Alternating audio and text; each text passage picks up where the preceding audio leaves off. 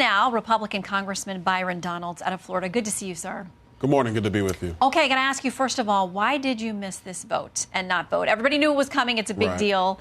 You put something on X, formerly known as Twitter, but the replies are pretty brutal. Look, here's what happened. I was coming up the elevator in the Capitol building to go vote. They closed the vote down because there were members on the House floor who were changing their votes from yes to no. I was told that there were senators on our floor begging our leadership to close the vote so the measure would pass because it needed 2/3. The leadership knew I was a no. If I was a yes, they would have held the vote open for me. They didn't. It's that simple. Okay, definite no. Here's something from the president last night saying this: we should never have been in this position in the first place. Just a few months ago, Speaker McCarthy and I reached a budget agreement to avoid precisely this type of manufactured crisis.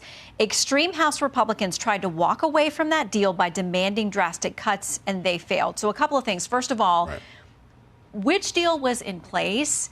Is it Did the Speaker keep his word with the White House? Did he keep it with you? Are those different things? Well, look, what's really happened here is that the Speaker had an agreement with us in January about pre-COVID spending levels. The deal that was cut in the debt ceiling deal, the Speaker was told multiple times by myself in particular, and I told the entire leadership, you don't have the votes at that spending level from the debt ceiling deal. There are House Republicans who will not vote for that, and it's frankly more than House Freedom Caucus members. It was more than that.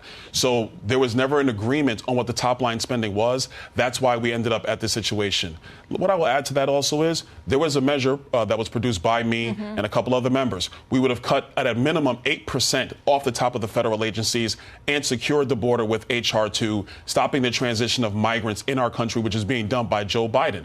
There were some House conservatives that didn't agree with that plan. They wanted to go with 12 appropriation bills. My concern was what you were going to see was a clean CR, and unfortunately, I was correct. That's exactly what happened. So that measure that you tried to offer in substitution was Friday and didn't get past those who were objecting on the individual bills, what they wanted to see done there. Okay, so I want to play something from Congressman Hakeem Jeffries. He's the House Democratic leader, their top Democrat. Here's what he says.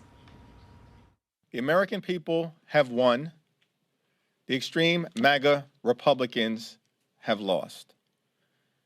It was a victory for the American people and a complete and total surrender by right-wing extremists who throughout the year have tried to hijack the Congress. So that language, extreme MAGA Republicans, right-wing extremists, I'm assuming he's including you in that based on your votes and the things that you've said.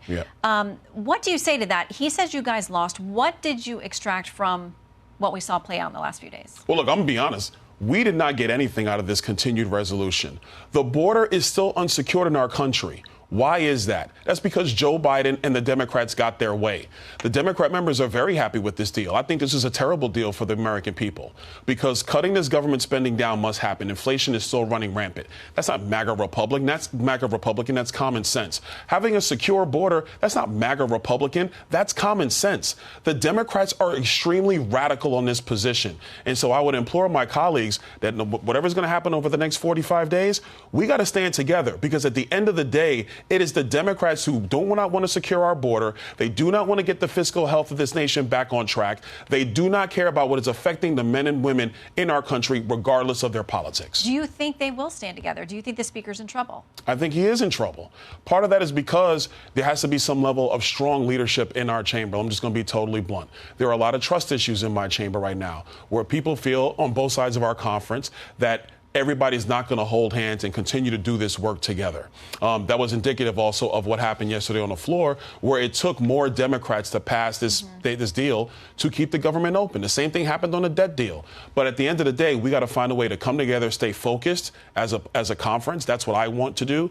But border security has to be the number one thing that we fight for going forward. We must secure our border. Joe Biden simply won't do it. He wants this catastrophe, which is affecting all of our cities, and the only people standing in his way are House Republicans. We're going to talk about the record high numbers about that later on in the show, but let me ask you, if there's a motion to vacate, would you vote against the Speaker, and do you think Democrats would help you do that? Frankly, I don't know right now. I got to really think about that because there's a lot of stuff going on in that building that's behind us. What Democrats do, I can't even speak to it right now.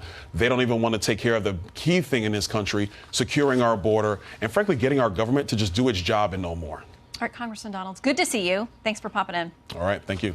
Hi, everyone. I'm Brian Kilmeade. I want you to do me a favor. I want you to click to subscribe to the Fox News YouTube page. This is the only way that I know for sure that you're not going to miss any great commentary, any great news bites, any great interviews coming your way on Fox. You can get it all here on YouTube. So subscribe right now.